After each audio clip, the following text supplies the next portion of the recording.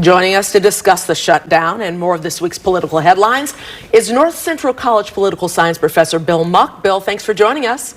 Always good to be here. Well, let's start off with President Trump commuting the sentence of George Santos, former, or should I say disgraced, GOP rep for fraud and identity theft. Now, what do you think about him pardoning him, first of all? And secondly, are presidents using the pardon power a little bit too frequently these days? Yeah, I think so. To answer your second question first, yes, I think it's far too frequent. I'll tell you what, I did not have George Santos getting a pardon from Trump on my bingo card today. This, I think, caught a lot of us by surprise. But it is a very Trumpian thing to do, right? I mean, usually with pardons, there's a buildup, there's a groundswell of support to say, hey, this person, there's some sort of miscarriage of justice. We should think about this individual.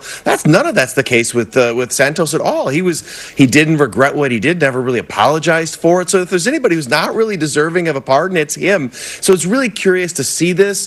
I think there are also some deeper questions about accountability. I mean, it is very clear that he was guilty of some pretty serious crimes. So we've drifted into this legal space where politics and partisanships and the whims of a president are really more important than law and order. So yeah, I think there are far too many pardons, and I think this one is a really bizarre pardon as well.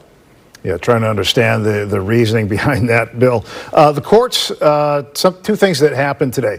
Locked federal troops in Chicago temporarily, and then President Trump appealed that to the Supreme Court. What's next in all this? Well, we've got to wait for the Supreme Court. I think that's really going to be the big decision here. It was the lower court ruling was a real rebuke for the president here. And this was an interesting ruling because they were saying, like, there's a clear space when you can and when you cannot use the National Guard. And there is no grounds for that right now. And then saying that, looking back at the long history of the law and practice, the president has exceeded his authority and he cannot do that. So, all right, so now it moves to the Supreme Court. And what's really interesting over all of these issues, what we see is that Trump has done not very well at lower courts. Over and over again, he's losing at the lower courts, but he's doing really, really well at the Supreme Court. So it's not surprising at all that he wants to throw this to the Supreme Court. The question is, will the court actually find this a compelling argument? It's hard. I mean, we're all in Chicago. We see what's going on, and we see the reality that the National Guard is only supposed to be used in emergency. So this will be a real test of the court to see how much in the pocket are they of the president, or are they going to have some independence on this issue? Day 17 of the government shutdown. Third longest ever, I guess.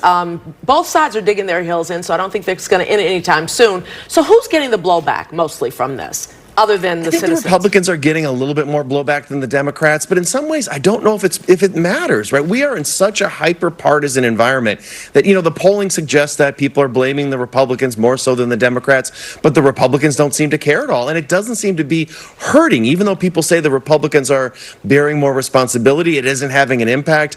I think the Democrats are feeling pretty good, hunkering down on their issue of health care. So it seems like there's not going to be much movement. Historically, what we've seen is the party in power ultimately takes most of the blame and eventually caves, but the president doesn't show any signs of doing that, and the Senate or House and Senate Republicans also are holding firm. So unless there's a big issue, unless there's an issue with Social Security or air traffic controllers, I think that's maybe the only issue that could really prompt Congress and the president to move quickly on this. As a sidebar, the Speaker of the House is blaming the shutdown for this development, and Arizona Congresswoman-elect is not getting sworn in to replace her father, and she was supposed to be the one who maybe would force a Jeffrey Epstein vote. What's happening there? Well, I think this is a perfect example of this hyper-partisanship playing out, right? There's really no reason for this. The Speaker of the House has said, well, that we're not in session, so we can't do this. But the reality is this happens all the time. In fact, I think it was a couple of Republicans earlier this year that he did when Congress is out of session. So he certainly could do so.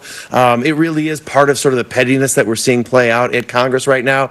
But again, the thing is there's no real cost to Speaker Johnson for not doing this. He's getting in his echo chamber. He's getting support for this. So it just reveals the dysfunction that's playing out in the political system right now, where it isn't really about policy or good governance. It's really how this all plays in your political sphere of influence. John Bolton indicted today, Trump's former national security advisor, I should say, from his first term. This is pretty bad. A lot of people are saying it's political weaponization, but this is a big deal, isn't it? It is, especially when you think about this coming along with James Comey and Letitia James, right? But I think we have to understand all three of these together. The president has been very clear about targeting them on social media, going after them time and time again. And I think what's important here is it's not just that we're thinking about the law. And again, there may be some legal aspects of John Bolton's behavior that might need some investigation, but also the norms, like the long-standing norms since President Nixon is that the president stays clear of the Department of Justice. There is a firewall between the two of them. And the current president, President Trump, has violated and said, no, I'm going to exert my executive authority and we're going to go after people that I've been critical of. And I think it's really dangerous for the long-term independence of the Department of Justice. And I think we're going to see more and more of this. You know, the president has come out and said he's got a long list of people that he wants to be targeted. And I think if we just look at this short period, he's been very efficient going after them. It undermines the rule of law. And I think whether you're a Democrat or Republican, you should be troubled by this. Bill, let's mix in a little city politics here. Mayor Brandon Johnson unveiled his city budget. Says he is trying to protect Chicago from President Trump budget cuts here. But it comes with some creative taxes here. What do you think of the fight in City Council? This is one of the more interesting stories that's going on right now because we're talking about a $1 billion budget shortfall. That is a big, big, big deal. And I think what we're seeing out of Mayor Johnson is he's playing some good, populist politics. He's going after saying that he doesn't want to get rid of the spending. You know, mayors have tough jobs. They got to balance spending with fiscal responsibilities. And so how he's approaching this is he's using some populist politics and saying, hey, we should tax the rich and we should go after corporations. And again, that is maybe politically successful, but it doesn't really address some of the core problems. And what we've seen some of the Democratic aldermen pushing back, saying like, hey, we're not supportive of this. And so it's going to create, I think, a really fascinating battle between Democrats in the city. How do they want to proceed? And again, you're hearing some accusations that if you don't support me, you're on the Trump agenda. So I think that sort of watching this dynamic play out is going to be really, really interesting.